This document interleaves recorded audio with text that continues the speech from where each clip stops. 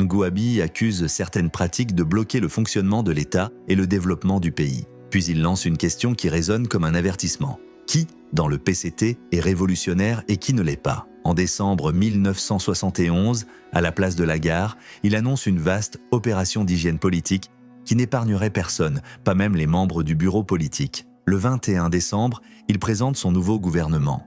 2 départs marquent les esprits, celui d'Alfred Raoul et celui d'Ange Diawara, ministre de l'Agriculture, des Eaux et Forêts. Ce dernier, pourtant membre du bureau politique, prend très mal son éviction. Diawara avait fait de son ministère un pilier stratégique, notamment avec la nationalisation du commerce du bois et la création de l'Office congolais du bois, dirigé par son frère Gaëtan. Mais son dossier administratif comporte de graves irrégularités. Une enquête pour détournement de fonds l'implique avec Matumpa Mpolo, commissaire du gouvernement à Pointe-Noire. Craignant que sa carrière politique ne s'effondre, Diawara passe à l'offensive. Avec Polo, il forme un noyau de jeunes cadres du parti, convaincus que la révolution est menacée par un courant de droite. Il s'allie à des officiers écartés lors des récentes purges menées par le capitaine Kimbwala Kaya. Leur plan, déclencher un soulèvement populaire avec le soutien de figures de la jeunesse et du monde culturel, dont le chanteur engagé Franklin Bukaka. Le mouvement devait partir du lycée Savorgnan de Brazza, gagner les autres établissements et embraser toute la capitale. Mais le 22 février 1972, rien ne se passe comme prévu. Les lycéens refusent de se mobiliser, Franklin Bukaka et plusieurs organisateurs sont arrêtés. La police disperse les rares rassemblements. À Brazzaville,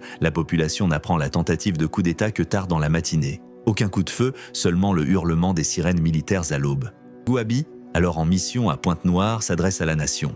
Au moment où je me trouve à Pointe-Noire pour accomplir une mission du parti, une situation particulière s'est créée à Brazzaville. Je demande à tout le peuple, aux patriotes conscients, de conserver leur calme, de continuer leur travail normalement. Je demande aux camarades combattants de l'armée de garder leur sang-froid. Fait étonnant, l'appel de Ngouabi et celui des partisans de Diawara se rejoignent sur un point.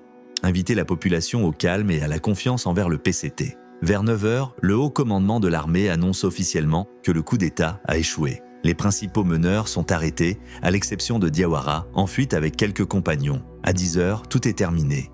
L'état-major des putschistes ne peut plus résister. Les dernières poches de rébellion sont sommées de déposer les armes. Les arrestations s'enchaînent, touchant des responsables militaires mais aussi des figures politiques influentes. Le même jour, Mariane Ngouabi regagne Brazzaville, atterrissant sur la route nationale numéro 2 à une quarantaine de kilomètres au nord de la capitale. Un tribunal révolutionnaire est mis en place. Mais, usant de son droit de grâce, Ngouabi commue toutes les condamnations à mort en peine de prison. Ange Diawara, réfugié dans le maquis de Goma Tsetse avec Jean-Baptiste Ikoko et 2 fidèles, reste introuvable.